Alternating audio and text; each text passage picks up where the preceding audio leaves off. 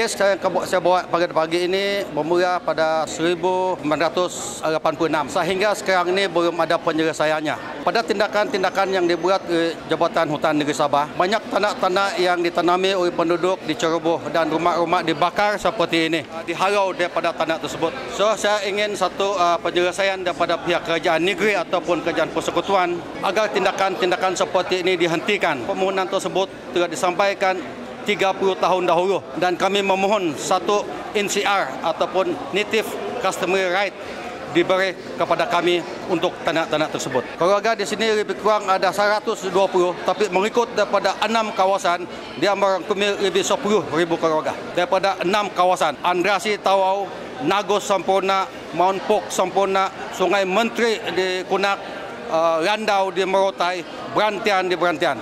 Suku kaum yang terlibat kebanyakannya 80% daripada suku kaum Dusun dan yang lainnya suku kaum Iban dan Murut. So rata-rata keseluruhannya 100% adalah anak asal negeri Sabah. Saya memegang seramai 1.000 orang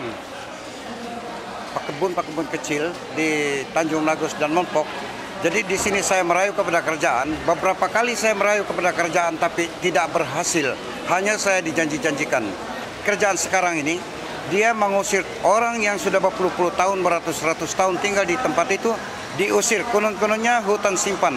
Tahu-tahu dia bagi kepada satu serikat yang bernama Serikat Warisan Jaya Mamur.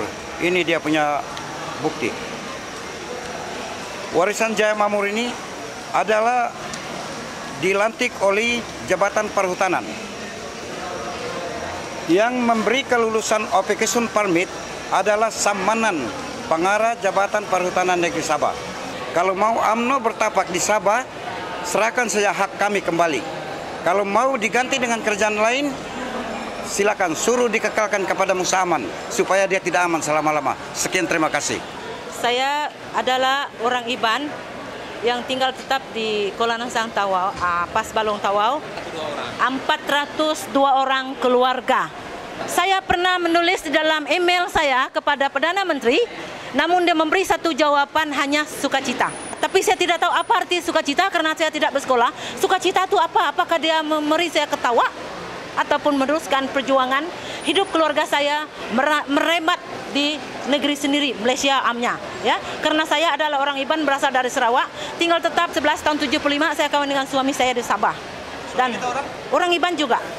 Dan kami tidak pernah ingkar janji dan kami tidak pernah mundur daripada apapun. Budak-budak sekolah kami banyak sekali yang tidak boleh sekolah. Kami mengadu kepada mengenai IC card.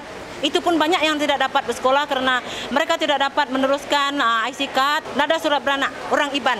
Murut tidak dapat bersekolah, kasut sudah mahal, baju sudah mahal, bayaran sekolah semakin naik. Kenapa pendatang liar terbela? Kenapa kami tidak dibela? Suakam hanya mampu mendengar dan mendengarkan isu ini, membuat laporan, membuat show. Tapi Suakam sebab kita tak ada kuasa, tidak dapat menyelesaikan masalah individu. Kita bukan mahkamah, kita mendengar, merakamkan dan mencadangkan. Adalah tanggungjawab pihak tertentu, kerajaan, mungkin swasta juga, mungkin mahkamah yang dapat menyelesaikan masalah masing-masing. Jadi dalam hal itu Suakam tidak akan berdiam diri. Selepas buat laporan, Suakam akan menyusuli tindakan-tindakan yang perlu dibuat oleh pihak-pihak tertentu. Suakam merupakan satu badan yang bebas, bukan kerajaan dan juga bukan NGO ataupun bukan kerajaan, dan dia mendapat peruntukan keuangan dari kerajaan untuk menjalankan tugas-tugas ini. Dia adalah bebas untuk menentukan apakah aktiviti-aktiviti yang perlu dijalankan. Tahun 2002 hingga 2010 di Sabah sendiri sudah 1.000 lebih aduan-aduan yang berkaitan dengan tanah. Dan daripada ini 824 secara kasar yang kami telah membuat melihat aduan-aduan ini terkait dengan hak tanah orang asal.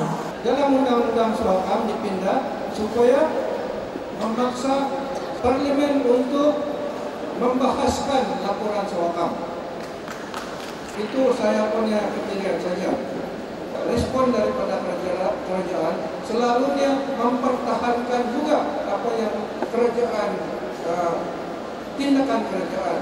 Dia kata ini ikut undang-undang untuk abaikan rakyat. Tapi apa yang kita dengar daripada peringkat lapangan lain cerita dia. Polisi kerajaan, NCR tidak pernah diberikan status yang sepatutnya. Undang-undang dalam Undang-Undang Tanah Sabah sebetulnya sudah memberi status itu.